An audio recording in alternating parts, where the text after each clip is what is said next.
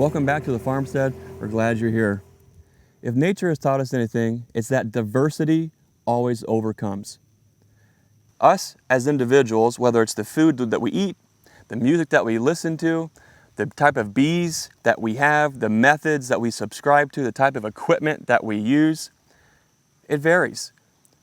Diversity, I think, helps buffer some of the learning curve, some of the changes, some of the hard lessons learned as we develop not only individually, but also as beekeepers. When we first started off beekeeping, we subscribed to a certain train of thought where we really did believe that the bees on their own, by themselves, could just be. They didn't need our help against mites. They didn't need fed. They didn't, the list goes on and on and on. And while that can be true to a certain extent, if we look at how bees are actually kept in nature, the survival rates of feral bees, the survival rates on swarms, secondary swarms, tertiary swarms, I think it puts things into perspective. Nature has a low survivability rate, but that's nature. She wins. She has an abundance. For us as beekeepers, if we're trying to have bees and keep bees, and if we are turning it into a business or an enterprise, we need to have survival rates that are greater than 30 or 40 or 50 or 60%. Otherwise, it makes no kind of sense from the business standpoint. It's not sustainable. When we first got started beekeeping, we subscribed to that train of thought to where it was a hands-off approach, and we lost over and over and over again. As we've grew, as we've kind of developed, as we've diversified not only our modality, our methods, we've been constantly improving our bees from the first year on.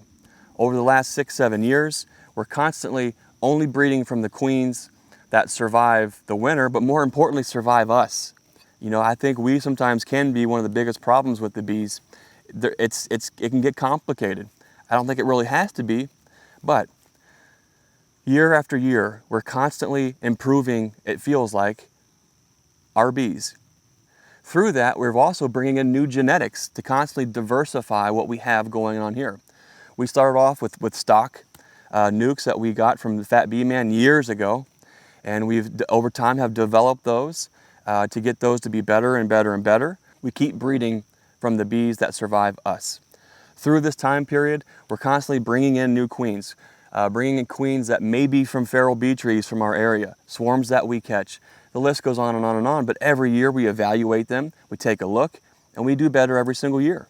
Recently, we've brought a bunch of new stock up from Bob Binnie, and Bob Binnie is using a lot of stock from his Cobey breeder queens. They have this New World Carniolan, they have some Caucasian, a little tiny bit maybe of Italian. Bob gave me an excellent opportunity to not only learn hands-on from Bob, but also bring back some of this Southern Appalachian stock that has that Cobey queens all through them. We've also brought in some Varroa sensitive hygienic stock. Now I know that's like a complete opposite spectrum, but what if these bees can groom themselves a little bit? What if these bees can reduce their mite loads by 1 or 2%? That's pretty huge. If it's that much less treatments I have to have in the hives, if the bees are just that much overall healthy, then I think it's something to consider and something to try. So here, we're in a completely isolated outyard, away from all of our other genetics, and we're just running a little trial. We've recently installed 4 Nucs onto a 4-way pallet here, so we can kind of evaluate them and move them in or out if we need to. And today, we need to get in there and take a look and see what these bees are doing. It's been about 3 weeks or so, and it's time to get in there, take a look, see what they're doing. They were 5-frame Nucs to start. We installed them into a 10-frame box, so they had 5 frames to work in the meantime. We put a gallon of Pro Sweet on top in our bucket feeders. And today we want to get in there and just see how they're doing.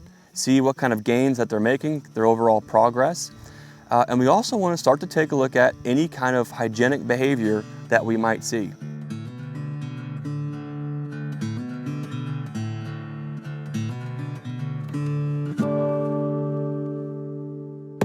Hey, can you help us out? Hit like, subscribe, share with all your friends, and be sure to check these great videos out too.